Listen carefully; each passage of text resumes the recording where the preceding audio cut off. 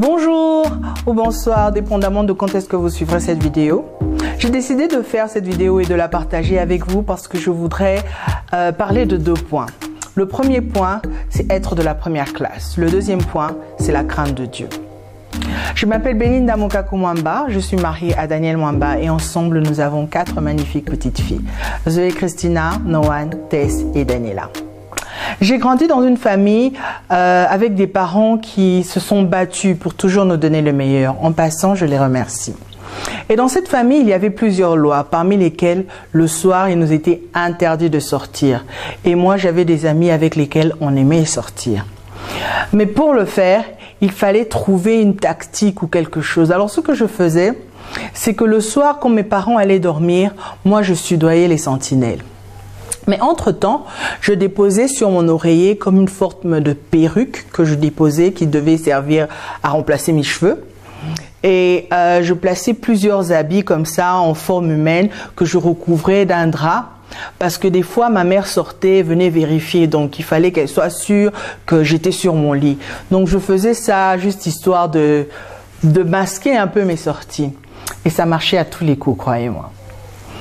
Mais comme je disais, avec mes copines, on aimait sortir, on aimait aller en boîte de nuit, quoique c'était interdit chez moi. Et de l'autre côté, j'étais étudiante en médecine. Et je m'assurais toujours que même si je devais aller en boîte de nuit le samedi, je m'assurais toujours qu'au dimanche, j'étais à l'église et j'étais lucide. Et à chaque fois, ça marchait. Parce que j'avais cette sorte de vie de façade que j'aimais montrer. J'aimais montrer que j'étais la parfaite étudiante en médecine. J'aimais montrer que j'allais à l'église. J'aimais montrer que je respectais les lois à la maison et que je ne sortais pas. Alors que de l'autre côté, je sortais. Ces lois, je ne les respectais même pas. J'aimais être sexy, j'aimais aller en boîte. Je n'avais réellement pas de relation avec le Seigneur. J'avais une formule de vie sans relation avec le Seigneur. Je ne craignais pas le Seigneur. Je vivais dans une vie de péché. Et dans cette vie de péché, je suis tombée enceinte. Parce que je n'avais pas la crainte de Dieu. Parce que je n'avais pas cette relation avec le Seigneur et parce que tout ce qui m'importait, c'était ma réputation, ce que les gens penseraient, ce que les gens diraient. Après tout, j'ai quand même cette image à préserver, il faut l'honneur et tout ce qui va avec. J'ai décidé d'avorter.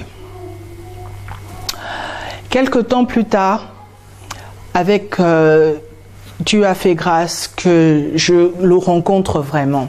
En fait, c'était par une amie et c'était avec une amie qui était vraiment plongée dans les choses de Dieu. Elle aimait le Seigneur, elle avait le zèle et la passion pour les choses de Dieu.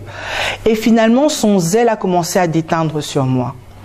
Et j'ouvre une parenthèse ici dans cette histoire pour dire qu'il est important de voir avec qui nous marchons. Parce que les influences de nos amis importent dans la marche de notre destinée.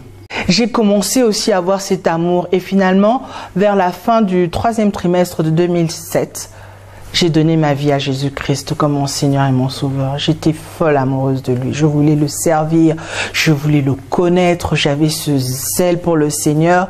Et quelques temps plus tard, avec cette amie et 2 autres, nous avons créé un groupe qui s'appelle Femmes spéciales en Jésus-Christ. L'objectif, c'était de transmettre ce zèle, transmettre cet amour et de partager ce genre d'expérience avec d'autres femmes. Alors, ce qu'on faisait, c'est pendant toute cette période, on était tellement en feu qu'on voulait absolument rester avec des personnes qui avaient déjà emprunté ce chemin pour que ces dernières nous partagent leur expérience. Et je me souviens qu'une fois, avec ma copine, nous sommes allés voir un homme de Dieu de renom, juste pour qu'il nous partage un peu son expérience, qu'il nous donne quelques conseils. Et ce dernier, ni ma copine non plus ne connaissaient mon histoire.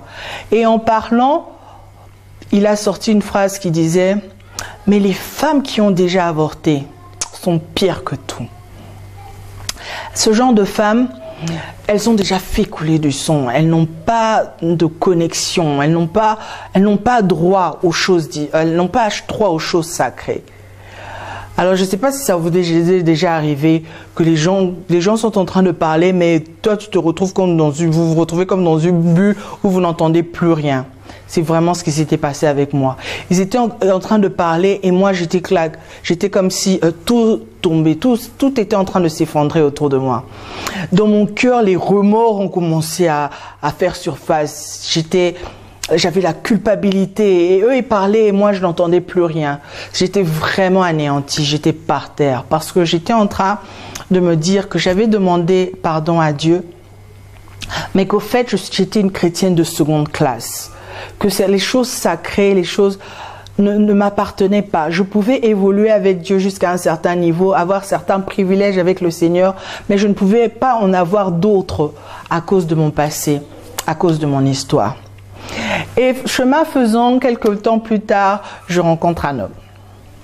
Alors, avec lui, la discussion, c'est direct. On parlait directement le mariage. Je l'ai rencontré, il me parlait directement le mariage. Il n'est pas passé par 4 chemins. Et il s'avère que cet homme est devenu mon mari plus tard. Mais sachant qu'il était dans les choses sacrées, parce qu'il était déjà pasteur, et que moi, j'avais dans mon cœur toutes ces paroles qui revenaient, que moi, je ne méritais pas les choses sacrées à cause de mon histoire, à cause de mon passé.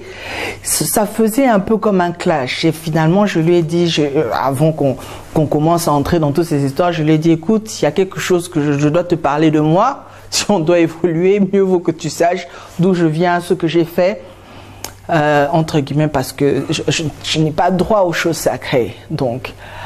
Et finalement, on a parlé. Et il me dira, moi j'étais persuadée que quand je racontais mon histoire, après c'était voici la fin. Donc j'étais persuadée qu'il allait me dire, bon, j'étais très enchantée de faire ta connaissance, mais je crois qu'on va s'arrêter là. Mais au contraire, il m'a dit, ton histoire deviendra un jour un témoignage qui va aider beaucoup de gens. Vous savez, quand vous vous attendez à quelque chose, quand vous attendez à quelque chose de négatif et qu'au contraire, vous recevez quelque chose de positif, mais au-delà même du positif auquel vous devez vous attendre. J'étais OK. En ce moment-là, si je pouvais trouver une bague, j'allais me mettre à genoux et j'allais lui demander, voulez-vous m'épouser? Parce que c'était tellement...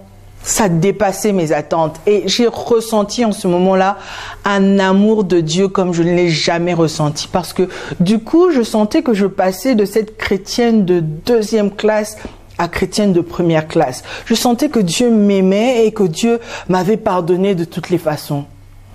Alors je voudrais dire à une personne qui me suit en ce moment, peu importe ce que tu as eu à traverser dans la vie, peu importe ce qu'on a eu à te faire ou ce que tu as fait ou ce que tu continues de faire, peu importe toutes ces choses, si tu viens devant le Seigneur avec un cœur repentant, le Seigneur te prendra et te pardonnera et tu deviendras ce chrétien de 1re classe. Parce que vous savez, à la base, nous étions tous des chrétiens de 2e classe si on doit prendre les choses de cette manière. Il y avait un seul qui était assis en 1re classe, c'était Christ. Gloire soit rendue à notre Dieu. Parce qu'il a fait de nous héritiers de la promesse, co-héritiers avec Christ. C'est-à-dire que grâce à l'œuvre de la croix, il nous a emmenés au niveau de Christ. Il nous a fait co-héritiers avec lui. Et nous bénissons le Seigneur pour lui. Il n'y a plus de 2e classe. Nous sommes tous 1re classe par Christ. Et nous bénissons le Seigneur. Car 2 Corinthiens 5, 17 dit, « Si quelqu'un est en Christ, il est une nouvelle créature. Les choses anciennes sont passées. Toutes choses sont devenues nouvelles. Et je le crois. Je l'ai cru dans ma vie et le Seigneur a fait des choses et continue de faire des choses extraordinaires pour moi. Et je crois qu'il le fera aussi pour vous. » Voilà, j'ai fini mon premier point. Mon deuxième point, c'est à cause de cette faveur qu'il nous a faite, à cause de la grâce, à cause de la croix. Donnant cette réponse à Dieu, par la crainte, craignons le Seigneur dans notre vie, craignons le Seigneur dans notre marche. Mettons-le dans notre formule de vie, mettons-le à la première place.